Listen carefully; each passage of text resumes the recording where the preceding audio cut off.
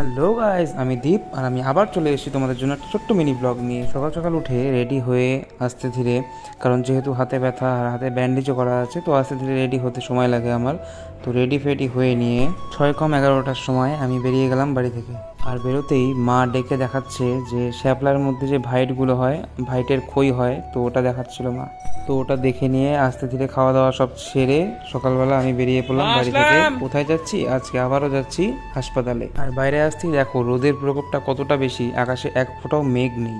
এই দেখতে দেখতেই চলে এলো একটা দাদা, আমাদের পার্সেলের একটা এক্সচেঞ্জ ছিল, তো এক্সচেঞ্জ করার জন্য চলে এসেছিল। তো আমি সব এক্সচেঞ্জের কাজকর্ম সেরে বেরিয়ে পড়লাম হাসপাতালের দিকে। আর আমি হাসপাতালে পৌঁছেও গিয়েছি।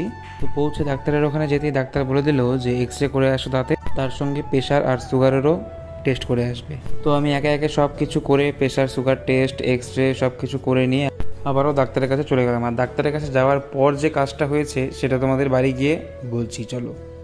বাড়ি চলে এসেছি এখন। আর মাদের সাথে একটু কথাবার্তা বলি, মা বাবার সাথে, যে কি করা যায় না করা যায়। কারণ বললো আরসিটি করতে, দাঁতটা উঠালে নাকি আবার সাইডের তাদের অসুবিধা হতে পারে। আর আজকে ছিল হাত খোলার ডেট, কিন্তু হাত খোলেনি কারণ ডাক্তার নেই আর দুদিন ধরে। তো কালকে দেখি আবার আলিপুর যেতে হতে পারে। কালকে হয়তো আলিপুর যাবো, কালকে গিয়ে কালকে হাতটা খুলে আসবো। কালকে দেখি যাবে ডাক্তার কি বলে না বলে আলিপুরে। তো দেখা যাক কি করা যায় না করা যায়।